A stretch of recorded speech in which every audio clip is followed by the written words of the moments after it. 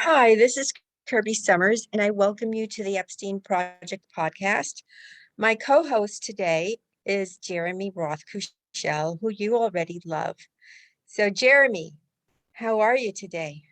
Doing okay, Kirby. Had some power down issues this morning, and we're having little computer things, but doing well. And a pleasure to talk to you again. Well, I was really happy with our conversation the last time. The comments that came in after people heard how knowledgeable you are and how well you know your information was I knew they were going to enjoy it, and I was so happy, and I told them all, I'm like, yes, Jeremy will be back. And so I'm very excited about today's show, frankly. Well, thank you so much, and I love going back and forth with you on it. And I know more about what I know that I know than actually a lot of the details. So after our last conversation, I began looking at some other loose ends, and actually was looking at some things last night that to help maybe tie back together. So one of the things that I'm not sure if you're 100% aware, but during Glenn's scheduled trial, will it happen? Will it not happen? Will we detour? Is it going to really take place on November 29th? But her brothers and her sister Isabel, so her brothers Ian Maxwell, Kevin Maxwell, Isabel Maxwell, they have been very visible during, I would say, it kind of like amped up starting around April, because that's kind of when Glenn went to court and Isabel went to court. And during our last conversation, you mentioned that you had discovered that Ian and Kevin had worked for sort of like, it sounded to me, correct me if I'm wrong, but like a Russian mobster. Yes, the name is Grigory Luchansky, and the company is called Nordex, which is very interesting too, which I had forgotten that the background of Nordex is via someone called Mark Rich, who is a crucial player in the midst of all of this. There was a lot of political tension around Mark Rich in terms of the Clinton administration and whether I think there was going to be a pardon, but it really speaks to some of the deep black market background of some of these networks that then involve Robert Maxwell very, very deeply, and then the fact that Kevin and Ian, and I believe this was after Robert's death, then are given a job at this Russian mob associated company Nordex, is then seems to hint at this intergenerational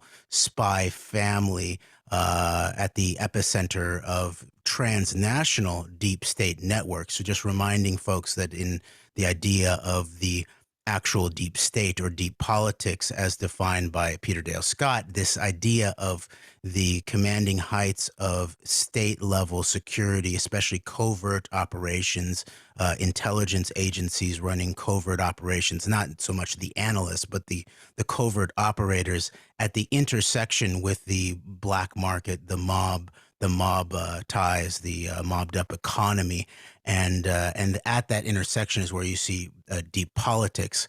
And so Nordex is a crucial tie-in here, I think, because one of the other backgrounds of Robert Maxwell, which I mentioned last time, I think, was that he was alleged to have actually taught the brainy Dawn of Dawns in the Red Mafia, as titled by Robert Friedman, the late great journalist, from his book Red Mafia: How the Russian Mob Has Invaded America, that Robert Maxwell actually taught some of the financial instruments to Semyon Mogilevich, this Don of Don in the Russian mob sphere.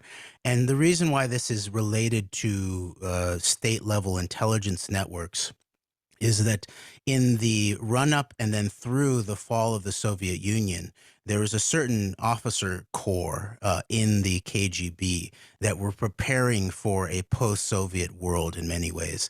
And part of what they were doing was making sure that they had both financial networks and basically entrepreneurial personnel to be able to operate in a post-Soviet world. And Robert Maxwell appears to be at the heart of that. And I just one thing I want to say, and maybe we can continue this kind of conversation into the question of espionage tactics in relationship to on the ground in Manhattan and Ghislaine Maxwell and her sisters and their use of different kinds of tactics, whether it's in terms of their appearance or in terms of their use of the legal system or the media. That one of the ways that intelligence operations, I believe, are covered up is by politicizing them, by dividing and conquering them. So we know this very intimately in American context, where there's a whole bunch of people who, whatever way they tend to lean politically in almost like a tribal kind of fashion, they will attempt to distance the connection of Jeffrey Epstein and Ghislaine Maxwell to their side's politician. Whether in this case, we were talking about Bill Clinton, Hillary Clinton, the direct connection to the Clinton administration, and then the Clinton Foundation initiative, apparently, or then whether it's Donald Trump. And the long term connections there between Trump and Epstein, and so that's one way to keep this network under a divided and conquered mentality. Really, is by politicizing it. All right. So, but there's also a way in which this is covered up by geopoliticizing it, I think, where people are like, okay, Robert Maxwell is Israel's super spy, and that's it. And so if you go into connections to U.S. Central Intelligence and map out what you did last time in terms of Leslie Wexner and Southern Air Transport as at the epicenter of the United States deep state operating at the epicenter between the CIA and mob ties, or if then you try to make connections to the Soviet Union and then the post-Soviet Union and intelligence apparatus, then people will be like, no, no, it's only one or the other. And I believe that that's a way of making sure that we actually don't unpack this whole network. And so I guess I'd finish up in this realm by pointing out that some of the sources here are Red Mafia, How the Russian Mob Has Invaded America, which towards the end of the book points out this relationship between Natan Sharansky, this infamous character. Once again, just look at his background of writing the books that justified the assault on the Middle East, especially the Iraq War under George W. Bush, as an alleged way of building democracies or nation building, and also the new anti-Semitism. And by the way, the so-called ADL, the so-called Anti-Defamation League, is holding their big anti-Semitism conference today, it sounds like, and the vice president is going to be there, and a whole bunch of reporters and all that. And so Natan Sharansky, in many ways, is the godfather of that modern weaponized use of anti-Semitism, mainly to protect not only really Israel, but some of these potential his really dirtied up, mobbed up ties is what it begins to really look like when we see the commanding heights of some of these institutions being run by the Wexners and the Bronfmans and the whole apparently mobbed up background there. And on the page after in Red Mafia, How the Russian Mob Has Invaded America by Robert Friedman, where it talks about how the State Department and Central Intelligence Agency had warned Natan Sharansky of accepting money from this Nordex mobbed up head, Grigor Luchansky, because specifically of his mob ties, and that he was seeking via Sharansky and other high-level Israeli politicians political influence at the highest levels of the Israeli government. And Sharansky just shoves all that aside and accepts lots of money from Luchansky. And by the way, it then says that Sharansky introduces Netanyahu directly to Luchansky in the run-up to Netanyahu becoming the prime minister in 1996. So that I think that's a crucial piece to understand that, and that part of this is not just about the Robert Maxwell, the Israel super spy, but also some of his much more transnational criminal networks that he ran with and actually helped apparently supervise in terms of teaching them how to set up some of these financial instruments that allowed the then Soviet deep state elements to begin to push. Some reports are, at least $50 billion into Europe, into the West, in preparation for this fall of the Soviet Union and actually a consolidation of their ultimate political power. So it's not just the United States, and it's not just Israel, and it's not just the UK. There's also this Russian mob tie that goes back to the commanding heights of the then Soviet government. No, I agree, and that was actually very well put. I think that what has happened is exactly that. They have attempted to sort of keep this sort of so that we don't really see the big picture by divide and conquer. So I have noticed throughout the 2+ years I've been uh, tweeting about this and writing about this and talking to people on Twitter or that they will initially what they were saying was, no, it's just Donald Trump. No, it's just Bill Clinton.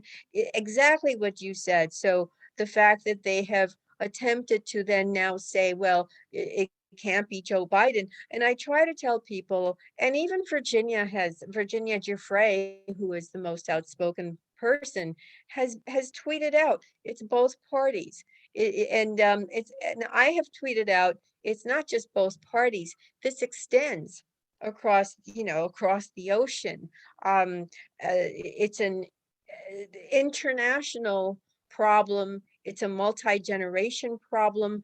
Um, it's interesting that mainstream media has not covered Ian Maxwell and Kevin Maxwell's ties to Nordic and the criminal.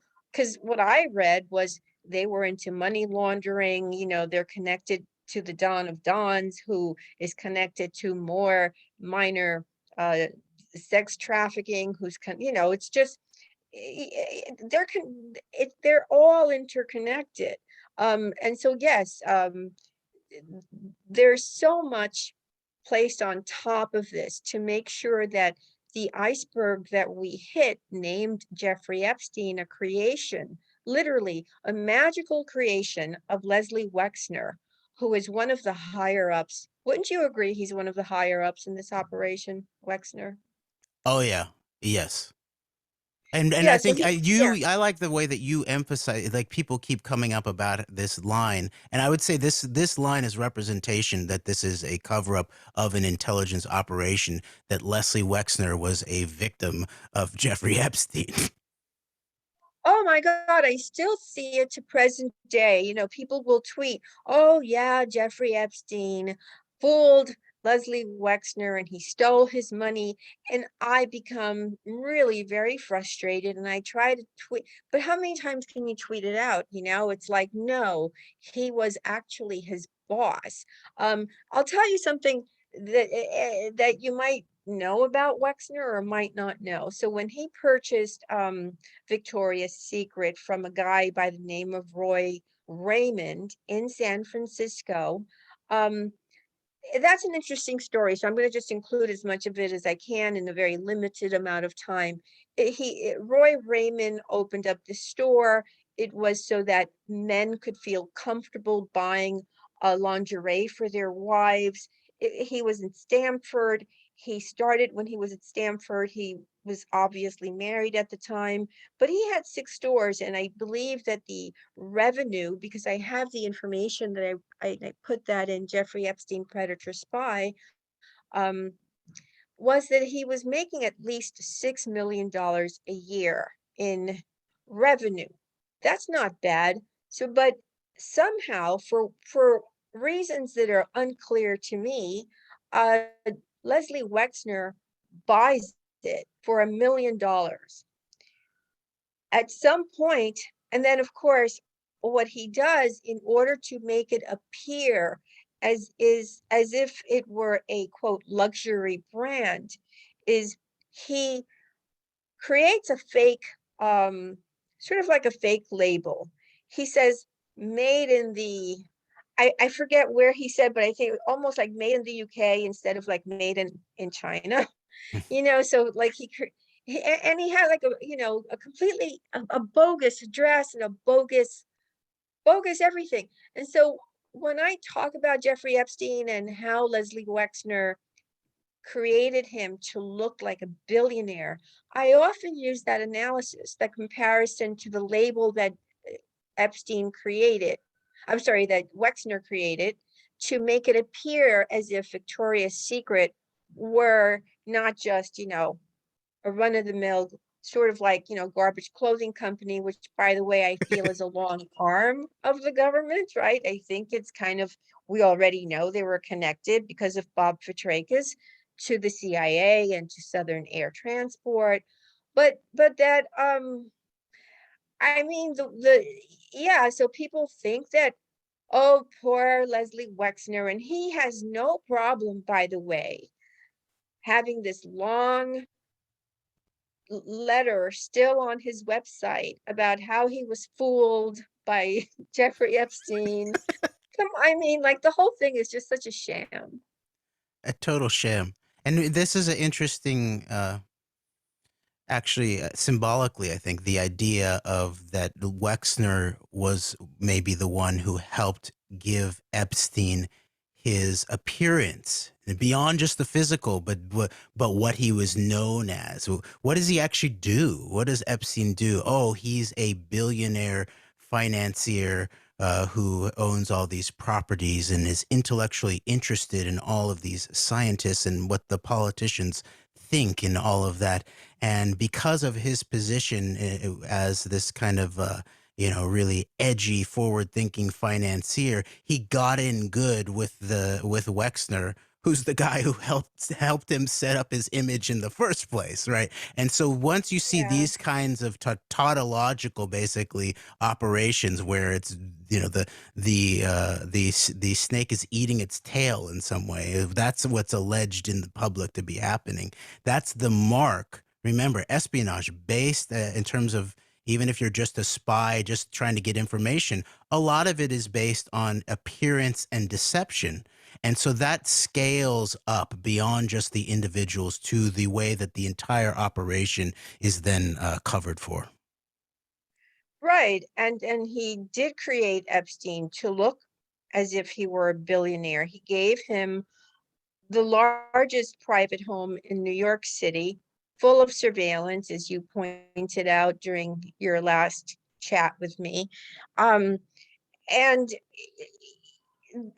to New York City real estate is very expensive. Not only did he give him that property, he gave him the building next door, which now Lutnick, Howard Lutnick, um, lives in, and he gave him the property on 66th Street. He gave him the 727 that we now know as the Lolita Express.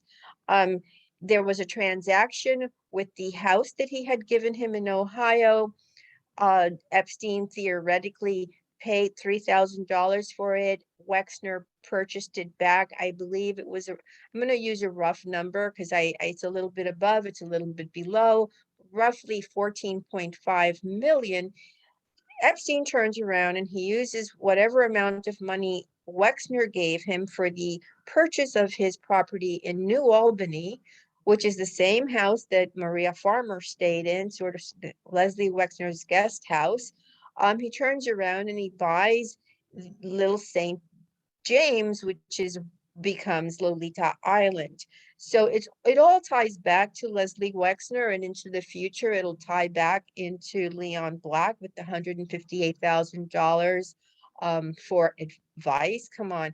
But what is interesting with both Leon Black and with Leslie Wexner is that if we look into their past, we see connections in both areas to organized crime, to money laundering, to all kinds of nefarious activities that are in turn connected to not just the Mossad, and not just the CIA. I mean, wouldn't you agree? So we have for Leon Black, we have United Fruit via his father, Eli Black, Leslie Wexner, we have Walsh Trucking, we have Southern Air Transport. There are ways to keep track of this. But people who just rely on mainstream, because this is not even covered very much anymore, don't think that this happened for for a couple of generations. This has been happening, and these are just new people who take on roles um, and keep it going. Definitely, and that when you mentioned Leon Black and his father and the relationship to United Fruit, that does remind me that this would be a very interesting area for us to cover in one of our future conversations, especially in terms of the intergenerational context of this. And there's an interesting book that I got. I haven't read through that much of it yet, but it's The Fish That Ate the Whale: The Life and Times of America's Banana King by Rich Cohen. And it's about Samuel Zemurray, who became the godfather of the Banana Republic companies, basically, in terms of United Fruit. And this is a very important history, actually, because if you think back to the early days of the CIA, we often talk about the what's known as the first coup that the CIA pulled off, Operation Ajax in Iran in 1953, when the elements of the CIA overthrew the democratically elected prime minister of Iran, Mossadegh, mainly because of his nationalist economics and for wanting to nationalize the oil wealth of Iran for the Iranian people. That was then cast as a threat in relationship to the Cold War and reason to overthrow. But we don't often talk so much about the very next year. The second big coup of this quote the CIA was down in Guatemala. And Right. whereas the oil interests were the driving interests behind the Iran coup in 1953, it was United Fruit interests, banana interests, that were the driving reasons and actually the driving individuals. You can actually go and see that this was the elements of the CIA were actually reluctant, and they were basically sort of almost commanded by some of these oligarchs, these fruit oligarchs, including this whole lineage that then ends up in Eli Black and then his son Leon. And that's a really crucial piece of this that ties it into American intelligence. This is specific network that is not just American, obviously. And then once you have the rise of the Israeli state, uh, a lot of these networks are some of the most important backers of the Israeli security state in an American context over the long term. So maybe we could get into that at some point, and I appreciate you bringing that up, Kirby. And before we I think we moved, should make a whole show about that, really, because that's a lot to unpack. The United Fruit, what happened, and the players who, we still hear their names today, frankly. oh yeah, oh yeah, and I think it's a really crucial history that's not much talked about, and it's much closer to us in an American context in terms of if you can begin to see the whole history of the dirty wars all throughout Central America and all the overthrows and military dictatorships that were backed in South America in those subsequent decades as emanating in certain ways. I mean, there's longer term imperial economics behind that precede that era, but I think that you can see the modern scope of those influences, in which, like last time we talked about, there's this tie-in with the Israeli backdoored Promise software having been supplied to some of these military juntas, including Guatemala, for apparently targeting dissidents for death squads, torture in front of the family, like you pointed out. and then keeping track of them. And so this is that network that sort of ties the actual state-sanctioned operations that we can say these is CIA operations into the actual deep state convergence with these what we would probably should call oligarchs. Well, I guess we're only allowed to call Russians oligarchs, but we have our own oligarch That's a here. good point. Yes, that's a good point. I would agree that that's a universal term. We could apply that to, let's say, Leslie Wexner, Leon Black, Jeffrey Epstein's pipelines to money so that he could pay, to have that trafficking ring that some people claim was a small trafficking ring. No, it was not. It was very large, and it interconnected with others, and it interconnected with the ones before it. And I hate to say it, and somebody asked me on Twitter, and it could have been more than one person. Well, if Jeffrey Epstein is no longer running this, maybe he's dead, maybe he's not, whatever. He's at least out of the picture. Well, Kirby, who's running it today? And I'm astonished that anybody would think, do I really, am I really in a position where I would know who's running it today? I mean, don't you think that's just a wild, crazy question? It's like, I may know a lot of things, but I'm not sitting, I'm not the head of Mossad. I'm not the head of the CIA. I'm not Leslie Wexner. I'm sure you could ask him and he would know.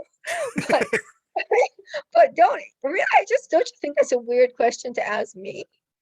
Yeah, but I can understand too. Like you've done all this work and you have access to a lot of facts, and so it's I could understand why someone would want your opinion on it as a very educated opinion. But also, there's a part of the question too that suggests that it's there's a singular commander of the entire scope of the operation. But as you keep pointing out over and over again, that even just the Epstein Maxwell sort of portion of this operation is only one of many, many, many, many, many pieces of this that are going on all around the world. And so it's almost basic. It's very likely that there's not maybe a single individual who's now been passed the command of it.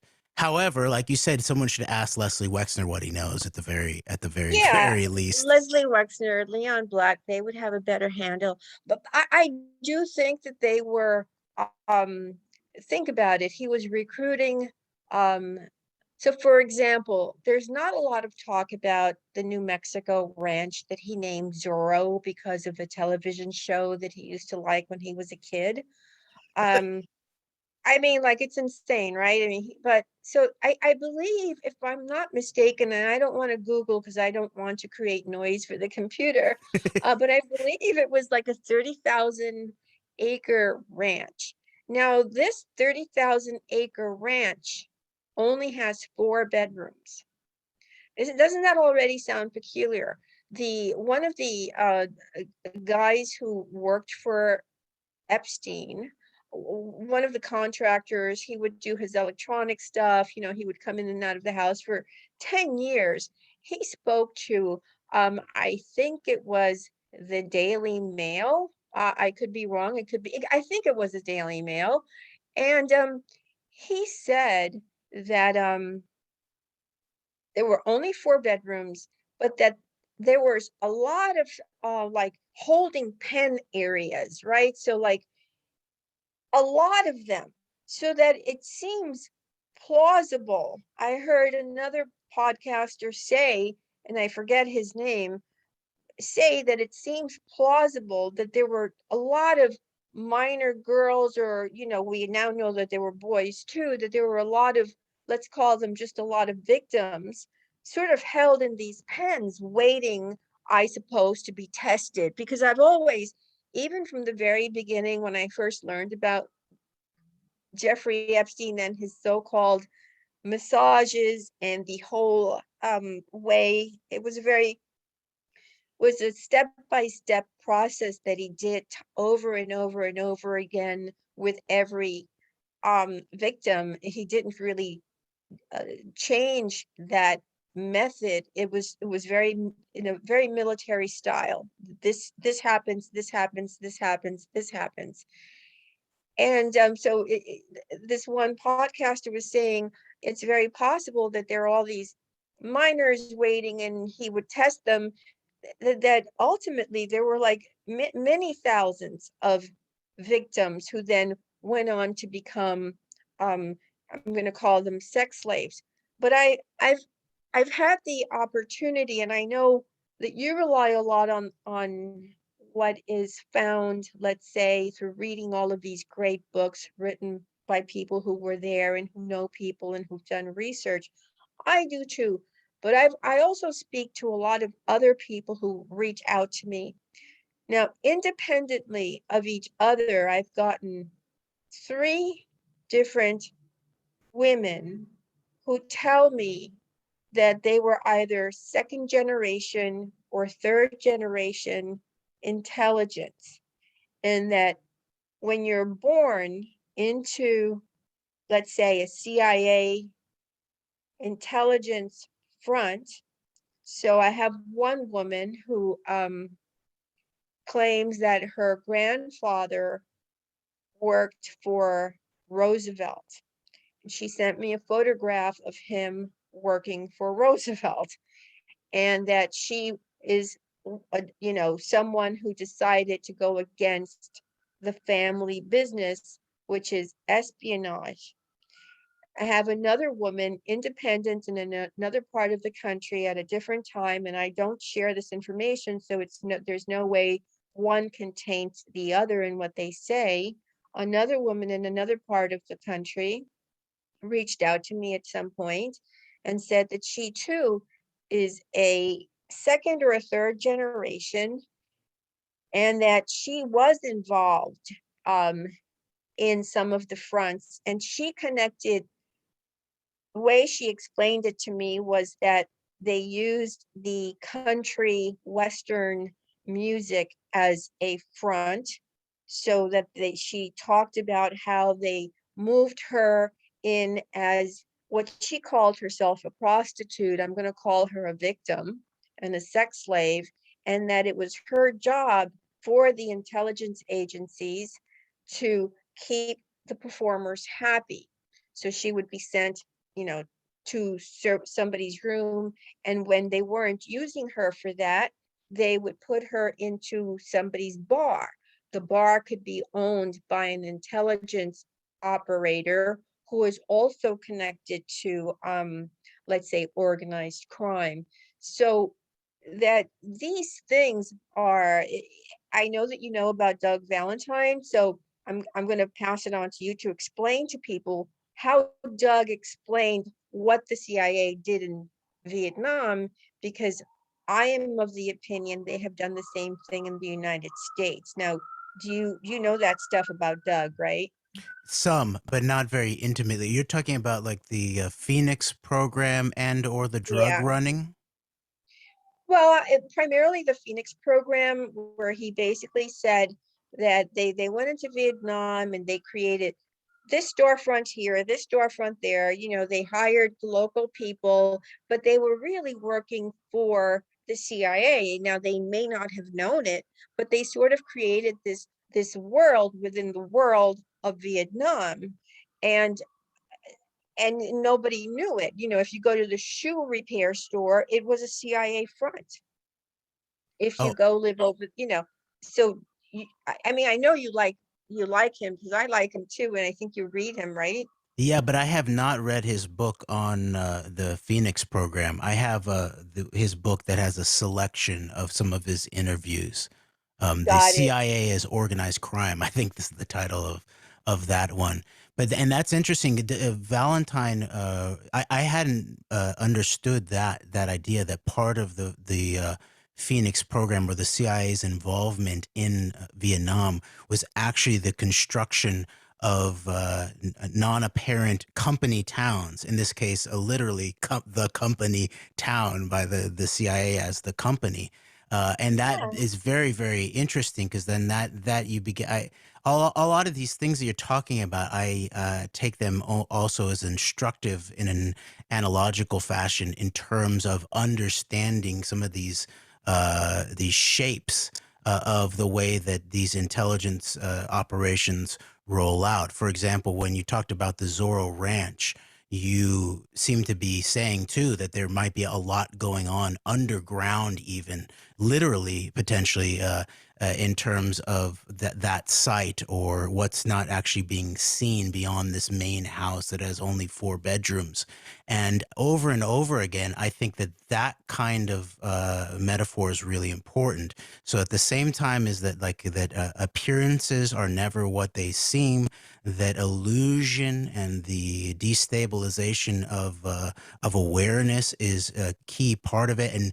And I like the way when you always talk about how the intelligence agencies are always using magicians Oh, specifically, yeah. and that Yeah. is a really important connection that maybe another time we can then go back even to Houdini and the background there, how ancient that use is of the magician as not only as a tie-in, but actually potentially often an intelligence agent or officer themselves. But then this question of underground that you were referencing, I think, in terms of where are all these other potential victims in many ways, I think is also directly the case. We see the physical examples of this in terms of the tunnels, whether it's the tunnel that apparently connects the Epstein's former brownstone to the one next door that you referenced, that's currently owned by the CEO of Cantor Fitzgerald, Howard Lutnick,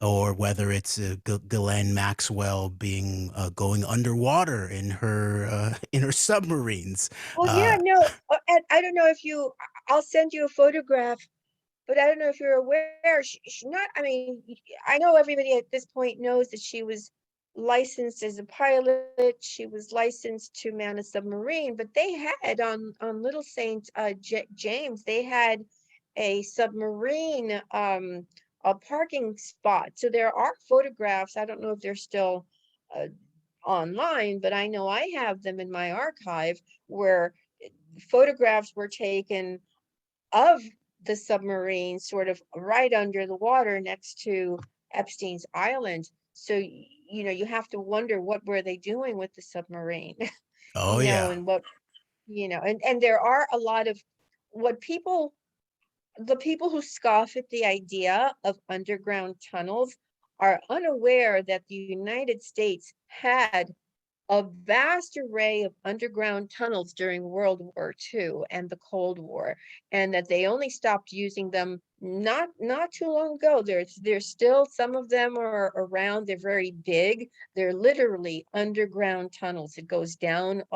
I mean, Area 51 is built in that way. They go down a couple of miles, and you've got this really just acres of property that they use for other, for testing, for their private stuff. There are underground tunnels. Even in Montauk, New York City, there are underground tunnels on Montauk. And so in New York City, a lot of our apartment buildings have not just a basement, but a sub-basement. So a cellar in addition to the basement. And these interconnect with adjoining buildings.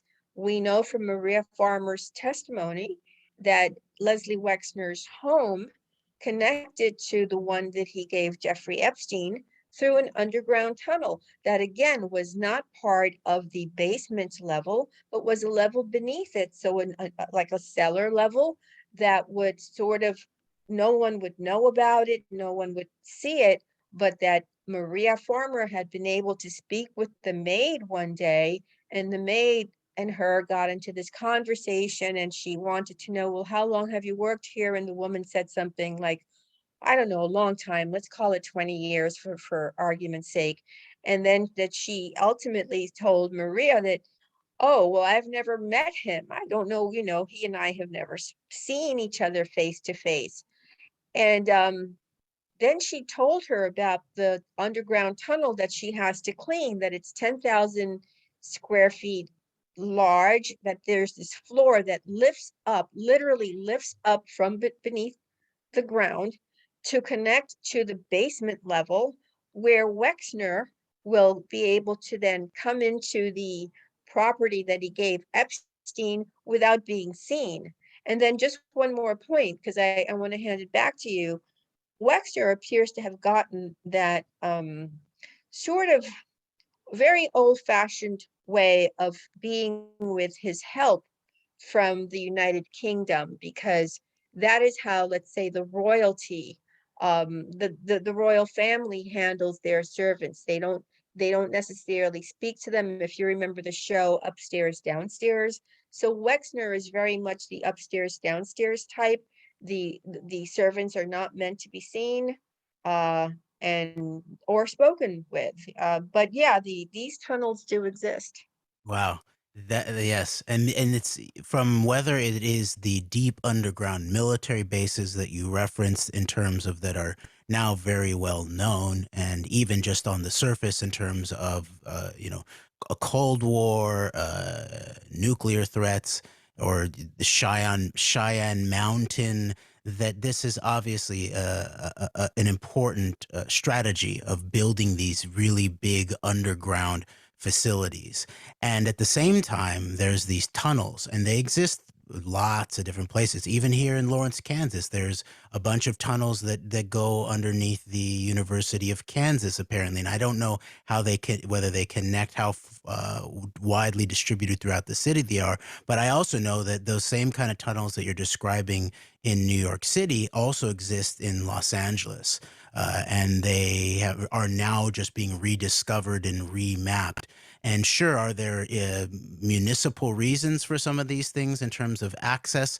Yes, but they're at the very least they're well known, especially during things like prohibition and when mob movement of materials. And like we said before, that when you're talking about mob economies, you're first and foremost talking actually about humans being trucked and bartered, and all the way back to the questions of slavery, and all of that, and that has never ended. It's been transformed, but you're also dealing with drugs and weapons, and how do you get those things around in an illicit fashion?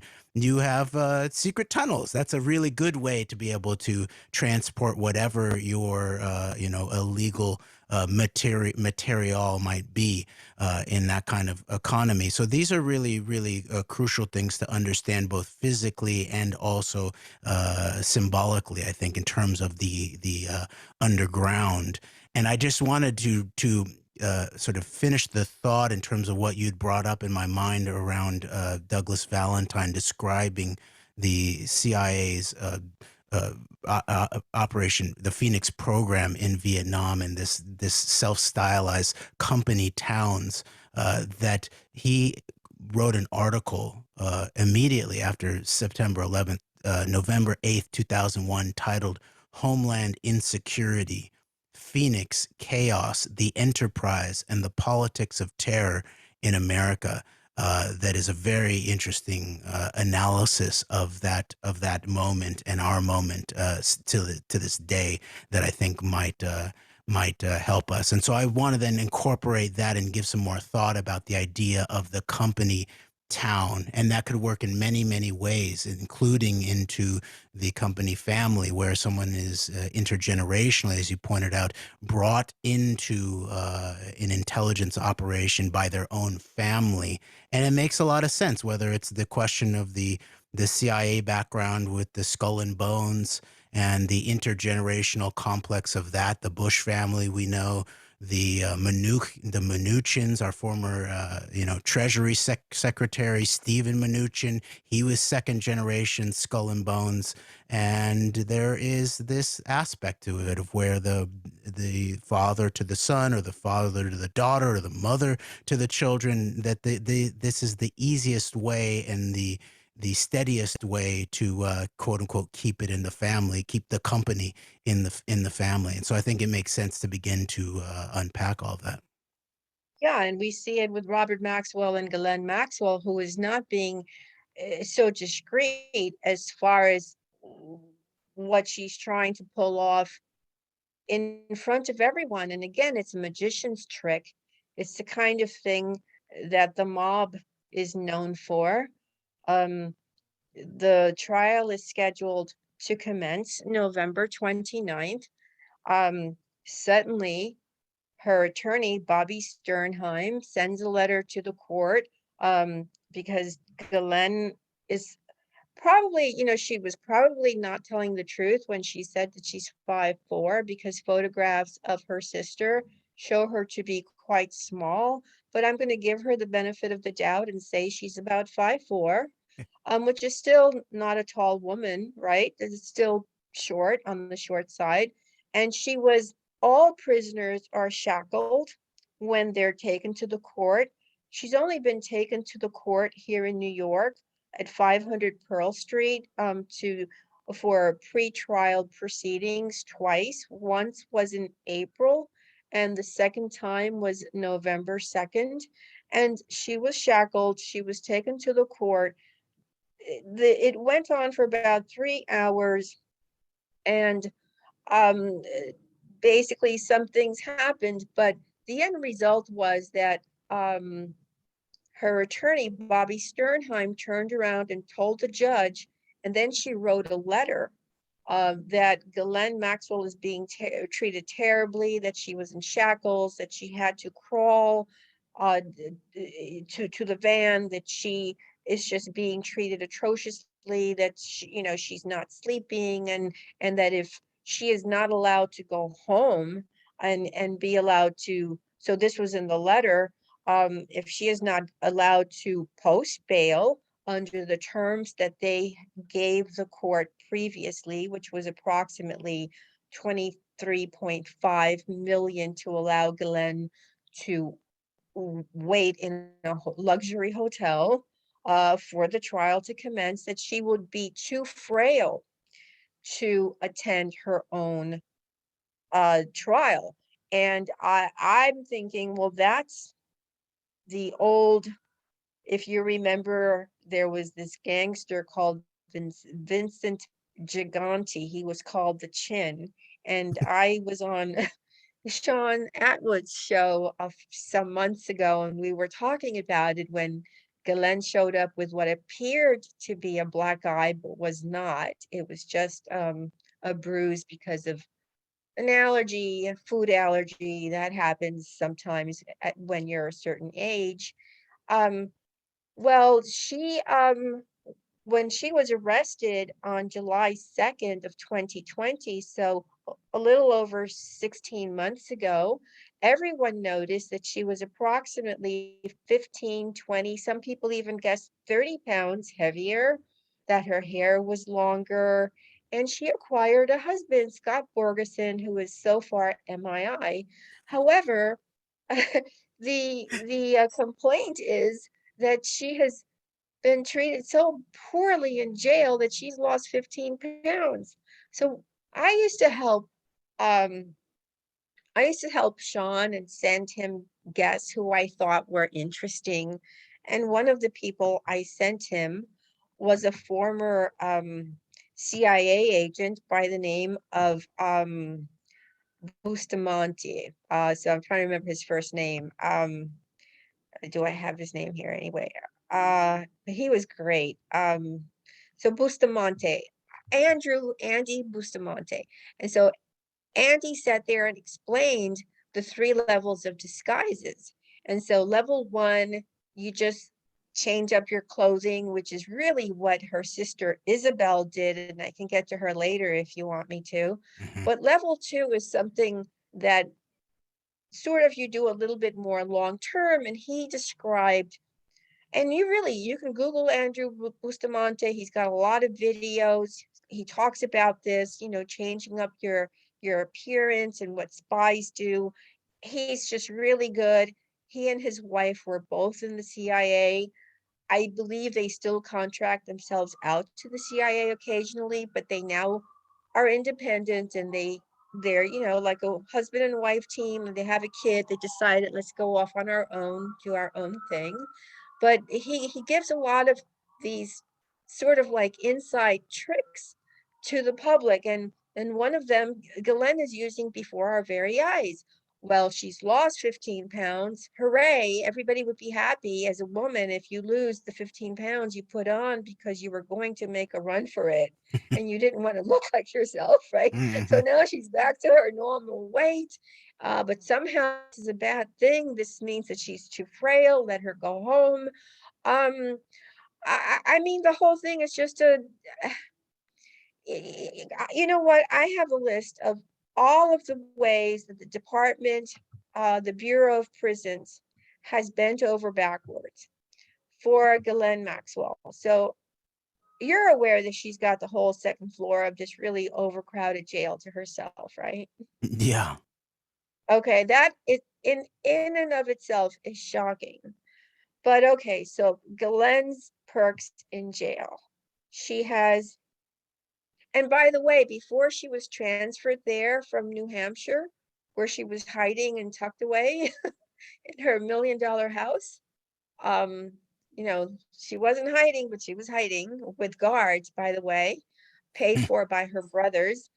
So there were they had to get that floor cleaned for her, and somehow word got out, I think it was in the New York Post, that they had other inmates scrub the floors for her, and it wasn't clean enough the first time that they made them re-scrub them. So imagine the how they must have felt thinking, we're cleaning an entire floor for Ghislaine Maxwell, which is what they had to do. So she's got this entire floor. She has access to 2 desktop computers, a laptop computer. She has the ability to send and receive emails. She is permitted out of her cell from 7 o'clock in the morning to 8 o'clock every single day. While in the day room, she has exclusive use of the computer, the laptop, a television, a phone to call anybody she wants, with a very private bathroom. I just want to pause here and say that Sean Atwood has been very gracious in the way that he described having been in jail and the disgusting thing of having to use a shared bathroom, and what a luxury it must be, right? If you're in jail to have a private bathroom. But she also has more time to communicate with her attorneys than any other inmate. She receives 5 hours of video teleconference with her attorneys every day for a total of 25 hours of video teleconference every week. She's allowed to meet with her attorneys in person. Now, remember, when she was arrested, we were sort of like, just going into COVID. The prisons were not allowing the attorneys into the court to meet with their clients, except for Ghislaine Maxwell. Guess what? Bobby Sternheim got in there. She took a picture of Ghislaine later on with the supposed black eye that turned out not to be a black eye, but anyway, so she also received the COVID shot. Ghislaine Maxwell then, Bobby Sternheim complained that while she was waiting for the proceedings to commence on November the 2nd at 500 Pearl Street, that they had her sit on the 4th floor, which she said was too cold, and that she fell asleep, and that she was upset because they poked her. Yeah, but you poked her because you have to get up and go to the courthouse, right? You have to go before the judge. That's why you're You here. got to get But up she and go. Yeah, but she was happily napping. So I have trouble sleeping. It's one of my post-traumatic stress disorder things, and I've had it for decades. So I'm an insomniac. It's very hard for me to fall asleep. I haven't been able to take a nap since Ira, for anyone to be able to just doze off while you're waiting to see the judge for the biggest trial in history speaks volumes all by itself. But Ghislaine Maxwell's attorney, on her behalf, turned around and told the whole world she is being treated like Hannibal Lecter of Silence with the Lambs. No one just, I've never seen anyone been treated as horribly as her. She's not going to be able to show up unless you let her go home. Well, you know what? Let her go home and she'll be in Israel because Jeffrey Epstein went to Israel and people don't know this. But so don't you just think the whole thing is just a sham? And again, a use of deception and magic tricks and just it's not what it appears. Yeah, and this is important to understand. I think that the idea of the almost like through her own lawyers, she's doing a bunch of hand waving. And remember, that's part of the magic trick, right? Is the distraction with the movement of the hand with the wand. The wand is there to actually create a stirring of attention. And so I think you're right. I think that a lot of this is, or all of this is basically strategic communication and manipulation of the reality in order to either get her things with the judge or to make her plight, make her seem more compassion, so people feel more compassionate towards her in the public. And it's interesting, like the Twitter account that her family set up, they it's all about doing acts of kindness. It's all that kind of stuff. And I don't know how that intersects with abusing underage girls and subjecting them to the whims of powerful men. It does Well, that. It doesn't fit. well, I'll tell you why. Because it's really they want you to think that it's run by Ian Maxwell and that he's typing there all of these phrases and tweets about being kind.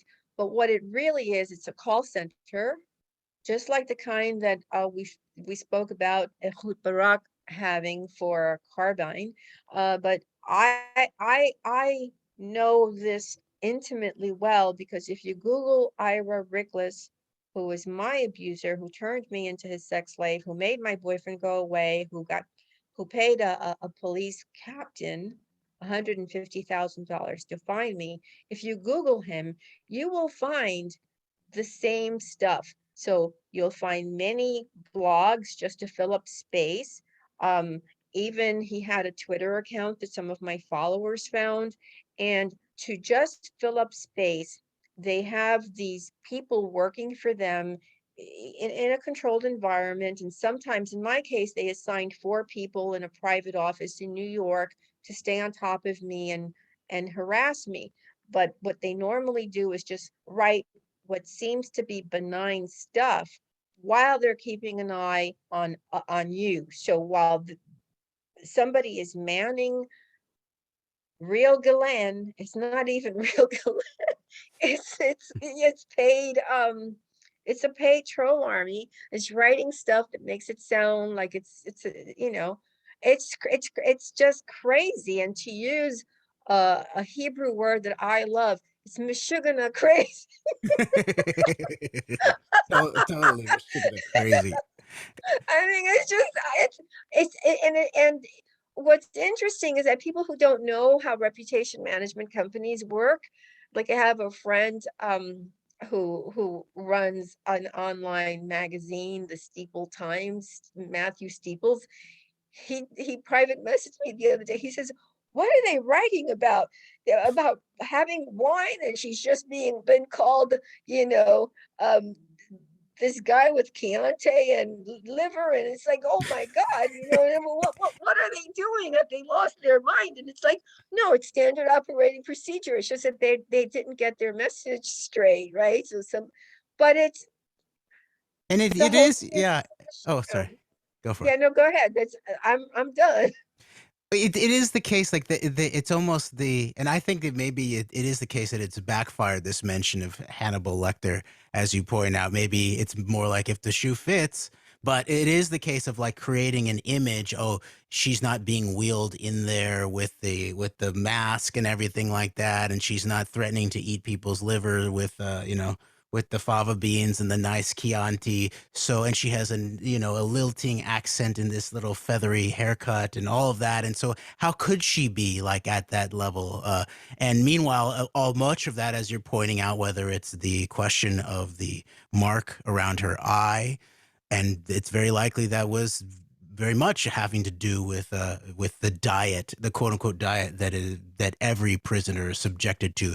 If you want to see, the nature of the horrific diet that is subjected that prisoners all around our country are subjected to, well, you might even want to go look at the diet that our children in public schools are subjected to, and the kind of havoc that it wreaks on one's bodies and hormones and stuff like that. And so it makes sense, your explanation of that actually being something having to do with her system and her thin skin, both literally and spiritually, apparently, might have something to do with it. And then one other thing I wanted to draft off of, in terms of, you talked about how it looks like she put on a bunch of weight before Yeah, her arrest.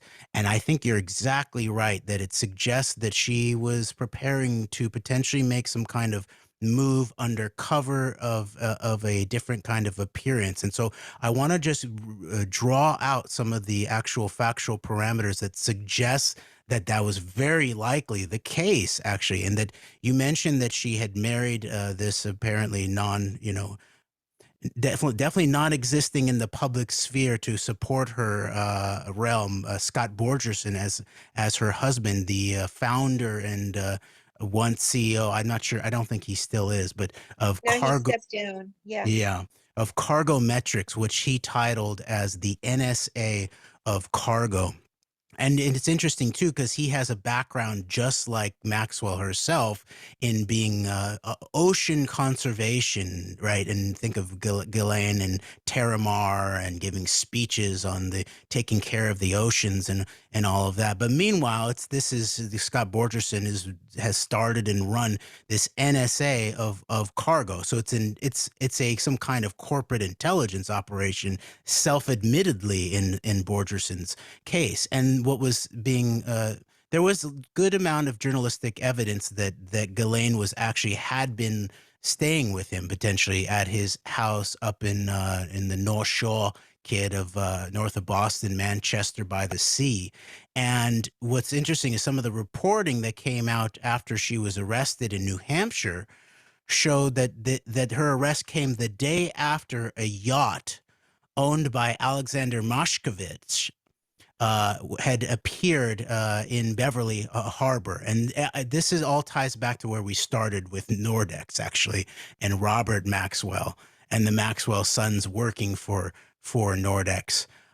Because Moshkovitz has been, not only was he arrested, he was, the Turkish police seized one of his yachts for hosting underage sex parties, potentially, and suspicion of other black economy happenings in relationship to these yachts. But he was also long term directly involved with Cibico, which is the parallel of Nordex. Cibico was Boris Bierstein and Alexander Moshkovich, and located in Switzerland. Nordex was Cherney and Michael Cherney and Luchansky and Sam Kislin, who was their contact in Brooklyn. Kislin very much tied to Giuliani, having supported Giuliani decades back, but also even tied into Trump's network. So this is exactly that network, and this yacht showed up off the coast in the run up to her arrest. And so I think it's very, very, very interesting piece of the story in terms of her apparently anticipating something happening, whether she got wind of the arrest coming and she or had been working her way to flee by putting on these pounds and dressing, making her appearance look different. I think there's something here for us to look at. But one last thing, Yeah. and maybe you could I fill hope. in a little bit of her sister too, in the way that she operates her appearance. Well, I want to just augment what you said because it is a full circle moment. And Well, I also want to say that Scott Borgerson has kept out of the public eye. So as opposed to Isabel Maxwell, who, we can connect her companies to the FBI and to some of our own intelligence agencies. So it's really interesting to see another Maxwell spy showing up in court, sort of in spy gear, and I'll get into that in a minute. But And while you're there, can I yeah, just point out that that if you think about intelligence functions, you can actually see that there's these three groupings of the Maxwell children in terms of different intelligence functions. It looks like the sons, Ian and Kevin, just based on their background with Nordex, but they were also involved in other companies. That they are involved in the financial part of part of this. In an intelligence operation, you'd think of something like FinCEN in terms of the Department of the Treasury, I think it's under, but financial intelligence of some sort. Now, Ghislaine, as you've well documented, I think, and well hypothesized with major backing, Ghislaine is the heir to Robert Maxwell's Human Intelligence Network, Human, right?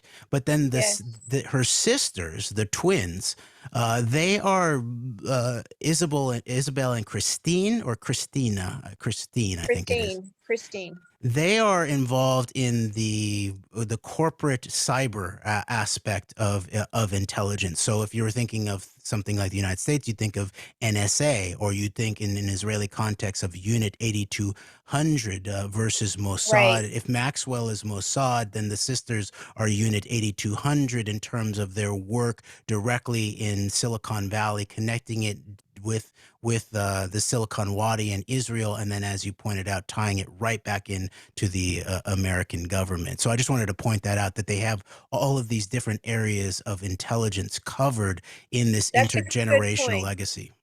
That's a good point. You're the only one to have said that, and that's actually very, very insightful, because we have to remember they are the offspring of Robert Maxwell, who was a spy not just for Israel, but he was a spy for the UK, he was a spy for Russia, he was a spy for many countries, and for most of his life. He began when he was in the war, and it ended when he fell or was pushed off the Lady Galen on November 5th, 1991.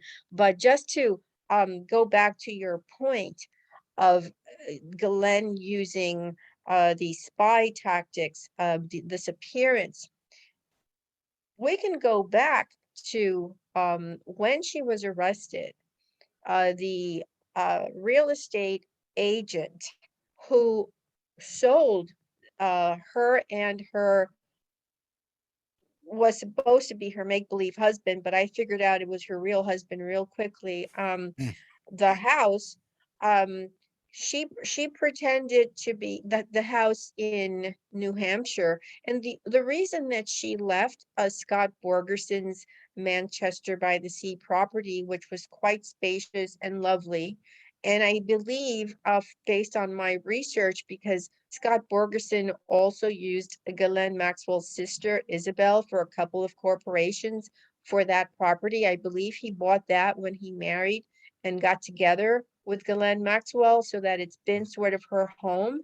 As she left that property because people, it's kind of like it, although the homes are very spacious and they're spread far apart, and it's a very upscale area, it's still a small town feeling. So Galen started to be recognized, and by then Jeffrey Epstein had been arrested for the second time in 2019, and um, she no longer felt comfortable. Scott Borgerson didn't feel comfortable, and so I believe that is what prompted them into getting her another house, and he obviously, it was close enough for him to get to, and he was also still working. He had not stepped down. And as far as stepping down, a lot of these guys say they step down, but they still run the ship from behind the step down make believe thing. But the way they presented themselves to the real estate agent was as a husband and wife what's interesting is that Galen has a natural British accent. It's a natural. The woman who showed them the house said that her husband Scott, because she presented herself as Jean something, I forget the last name, but Jen something or other. It's in my tweet from when it was reported. I think it was I forget. It could have been Jen Scott, which would have been really very dumb. But anyway, it was Jen and her husband, and he was said to have had a British accent. So he must have the same kind of ability to morph into another human being, right? To morph into another persona. And that she was going to be working on a book, or she was a journalist, or one of them was going to work on a book, the other one's a journalist. They present themselves as a married couple, and in fact they were, but they used a false last name, and they purchased the house through an LLC, which is something that in fact one of her brothers did in the UK after Robert Maxwell died. So they use these just corporate entities like Robert Maxwell did prior to them, to acquire property so that they can stay hidden. And so by the time that she was theoretically hiding from the media, because that's what mainstream media has reported, that she was not hiding from law enforcement, that she did not feel that something was going to happen, although I'm sure everyone has seen by now an email from between her and Jeffrey Epstein from 2015, where she is saying one thing and he is trying to encourage her, just be yourself, go out, go to your parties, right? There's an email between them, him sort of urging her to go out. Um, she hunkered down in this $1 million house where she was arrested, and she had two guards hired by her brothers, who would then use her credit card or a credit card in the name of the company, Granite. So Granite um, was spelled in a certain way because then it was Granite really or something. And so some people, when they're just reading quickly, would think it's Granite Realty. And I had to point out to people, don't look at that word and put the T in there. That's an intentional deception. Again, there were all these, the thing is that there are all these techniques. So I do believe that she had grown her hair longer, had put on some weight, because let's remember, she was somebody that worked out every single day, right? I mean, she ran with Borgerson when they were living comfortably, when they thought they were not being bothered. And that's how they noticed who it was. They ran every day. She was very much into fitness. She was trained like a military person, honestly. So to go from that to when she was arrested to be 15, 20, maybe 30 pounds overweight, suggested to me, well, she's got a longer hair, she weighs more. She's already been known for having worn a blonde wig when Robert Maxwell died in London, so that she could just not be seen and recognized by the people. And so it seemed to me that she was getting ready to make her move, let's say, before she was arrested. I mean, that's what it seems to me. And now, if they let her go, I do believe she'll make a run for it. Well, I mean, do you think she'll make a run for it? I would imagine she's not gonna sit and wait around anymore. And the question is where she might go. I mean, Israel would be a natural place. It is a because of extradition issues. It also becomes a safety net for those evading the law. Actually, it's been well known. That's why a lot of the Russian sphere oligarchs who begin to actually come under uh, criminal suspicion would they all got their Israeli passports, and it was seen as a way as a place to hide out ultimately.